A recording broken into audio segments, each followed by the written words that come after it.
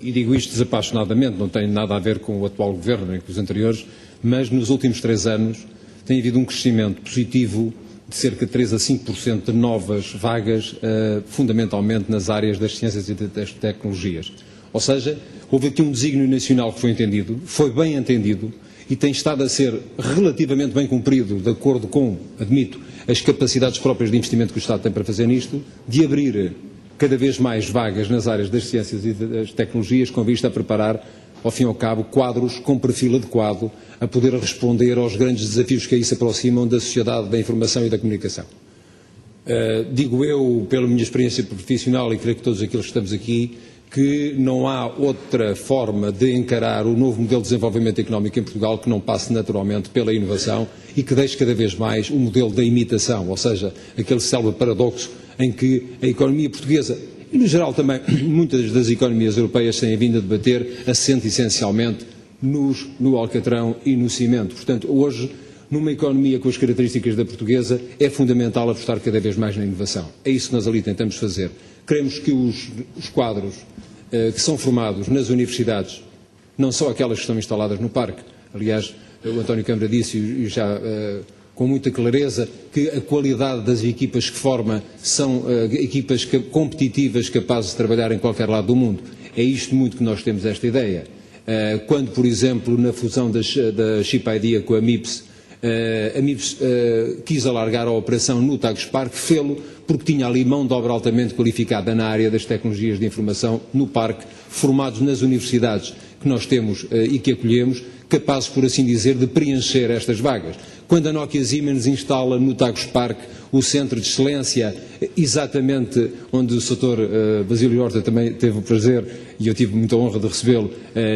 na instalação da Nokia Siemens Networks do centro de excelência, que foi ganho exatamente instalado no Tagus Parque, fê-lo exatamente por isto. Mas também não é só a Nokia Siemens, ainda agora, antes de chegar e de ter tomado o avião para Paris para estar aqui neste fórum, fechei exatamente um acordo com a T-Systems da Deutsche Telekom, que se vai instalar também no Parque de Ciência e Tecnologia Tagus Parque, vai criar emprego para cerca de 200 a 300 engenheiros numa primeira fase e, portanto, significa claramente que as empresas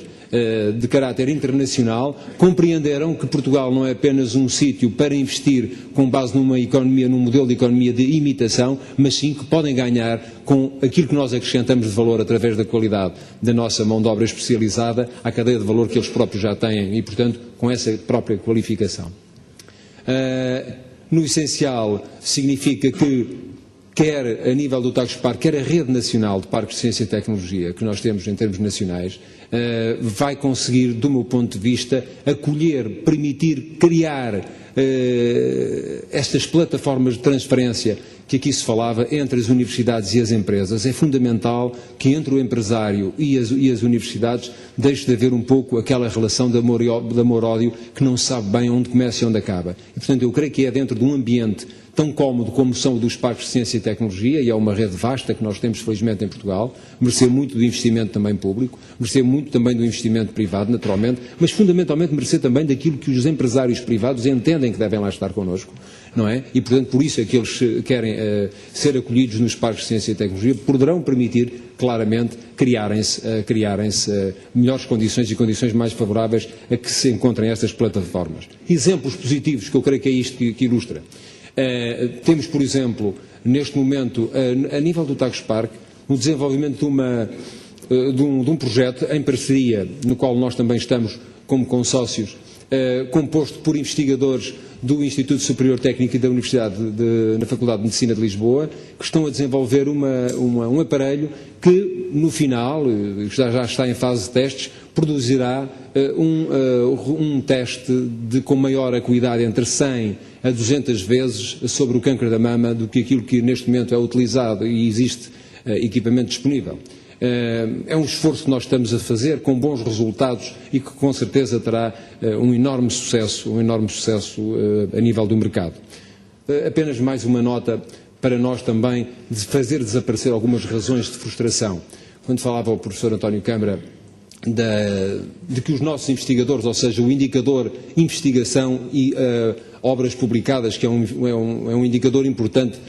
também para se aperfeiçoar o chamado CAM, o Knowledge Assessment Methodology, portanto, como grande indicador do que é um país integrado na sociedade de informação e conhecimento. Eu diria o seguinte: Portugal, por exemplo, tem um exemplo fantástico que é do e-government. O e-government realmente é um exemplo de sucesso em Portugal, e o que é curioso é que aparece Portugal em terceiro lugar no ranking de todos os países europeus. Não apenas a nível do número de serviços que são disponibilizados a nível do e-government, isto é, da utilização de infraestruturas de redes na sua ligação com os serviços de governo, mas também a nível da sofisticação desses mesmos serviços. Nós aparecemos em quarto lugar, à frente de países, por exemplo, como a Alemanha ou como a Finlândia, que são, curiosamente, os grandes paradigmas da sociedade de informação e comunicação. Isto é um pouco para explicar que Portugal também mudou a noção de que não pode já hoje ser considerado, porque não é um país de low cost a nível da força de trabalho, mas sim um país que tem outras condições para oferecer a quem lá se quer instalar, fundamentalmente em empresas que queiram desenvolver a sua cadeia de valor pela inclusão da inovação e de novas tecnologias. Fundamentalmente, há aqui uma grande aposta que tem que ser feita, e é um desígnio nacional que é na educação, fundamentalmente. E este desígnio é decisivo, ou seja, nós não conseguimos dar a resposta aos desafios que aí estão se não tivermos cada vez mais um maior número de quadros com um perfil tecnológico capaz de dar resposta aos desafios da sociedade de informação e comunicação. Portanto, eu colocaria como prioridade, naturalmente, muito que há ainda a fazer a este nível. Mas também é necessário fazer um enorme esforço para a criação de sistemas transparentes de gestão da própria República, não é? Ou seja, quer a nível do sistema da justiça, quer a nível do sistema fiscal. É fundamental, ainda há aí muito para fazer, mas há muito para fazer, e isto também tem, enfim, direi eu como gestor, porque não sou político, deveria ter um desígnio nacional, ou seja, as oposições e os governos, independentemente da coloração de cada um em cada momento histórico, deveriam compreender que há desígnios nacionais que ultrapassam naturalmente o quadro de uma legislatura, seja ela qual for, de 4 ou de 5 anos, não interessa, e portanto deveriam compreender que é fundamental que em matérias desta natureza, tão necessárias ao desenvolvimento económico, deveria haver claramente um pacto de regime, dever se estabelecer, do meu ponto de vista, com seriedade. Admito que com alguma inocência da minha parte, porque sou gestor e portanto não sou político, mas que esta discussão política fosse afastada para permitir claramente que as coisas pudessem acontecer. Portanto, eu estou convencido que estes são, talvez por assim dizer, uma prioridade de 3, aquelas que nós deveríamos atacar.